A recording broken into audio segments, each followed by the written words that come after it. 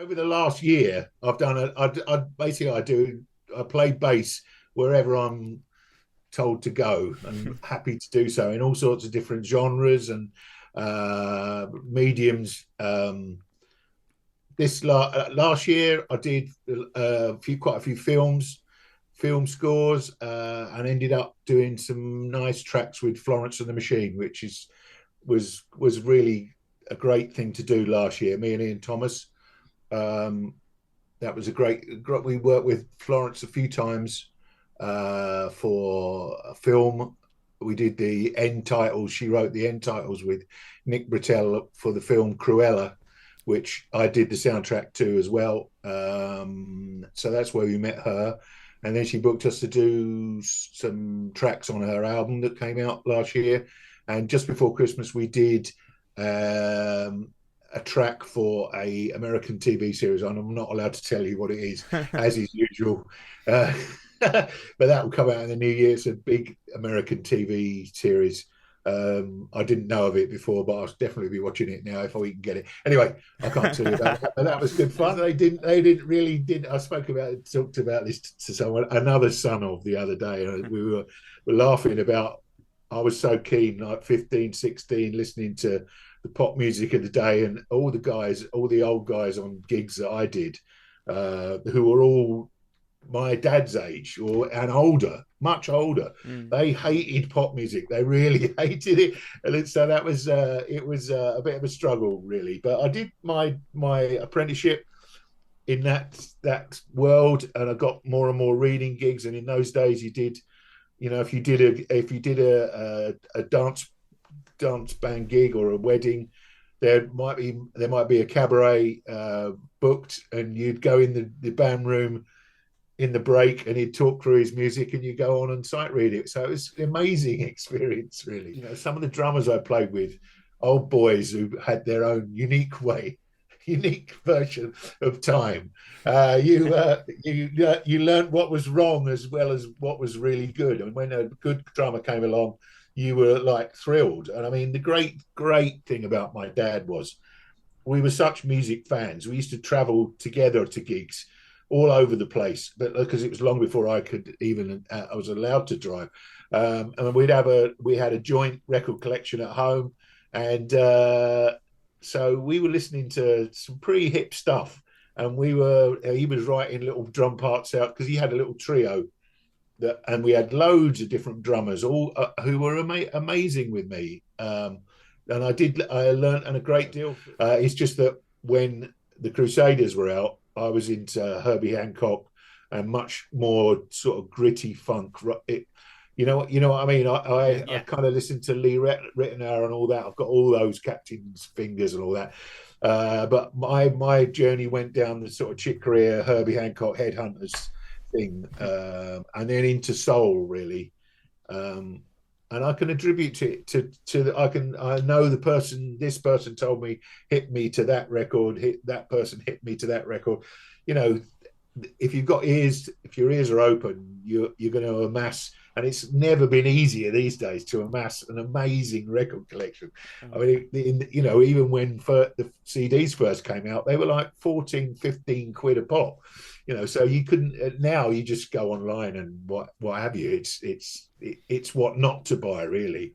The month that's just gone, November, December, is always really busy for me.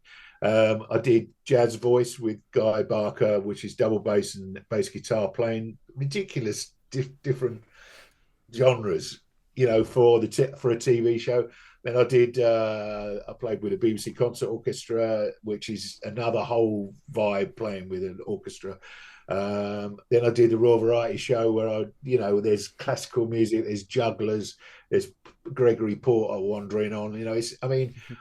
I did look back, and it was a crazy month, actually, a completely crazy one, because I ended up doing quite a bit of work with the big band at Ronnie's, which I'm a member of, have been for over 15 years, and some late shows doing that Crusaders thing, little funk gigs.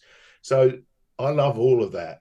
If I don't do one or the other, I kind of get itchy feet. I've always liked to do different everything really. I remember me and Neil did Angry Birds 2, the movie, and it was so hard. It was so hard that actually we said, look, Neil, you do your bit first, because he was playing. I think he was playing in 7/4, and I was playing in cut common over the top of it.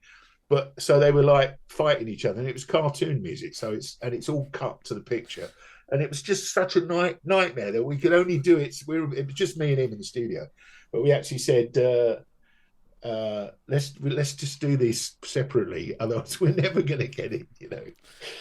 So yeah, that's. I mean, I'm not moaning about being on a film session, believe me, because they're very lucrative and lots of fun, very musically rewarding. But music with you can't go, I'm playing with Steve Gadd, it's amazing. You can't Nancy about. You got to get your part together, you know, and that's happened quite a few times over my life.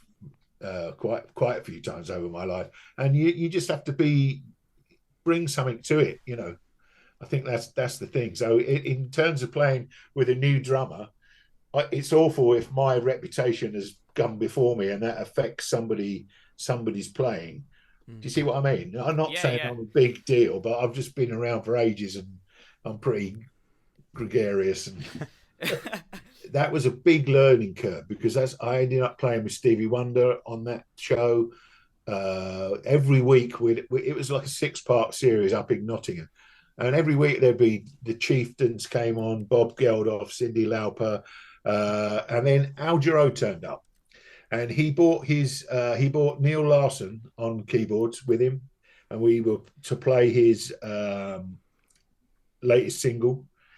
And I was a massive Al Jarreau fan when I was a kid, long before he did all those albums that everyone knows. I heard him when he had Abel Boreal on. There's a great live album called Look to the Rainbow that I had when I was like 17 or 16, 17.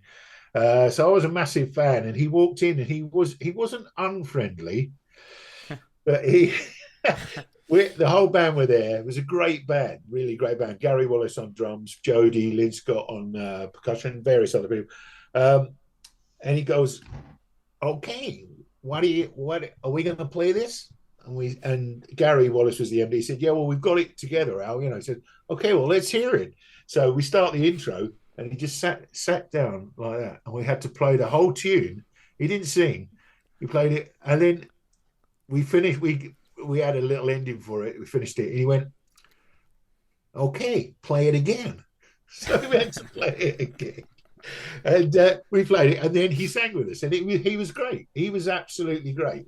And I came out and I thought, God, I've gone up a level here. I've gone up a level because I've actually existed musically with one of my great heroes. And I've overcome kind of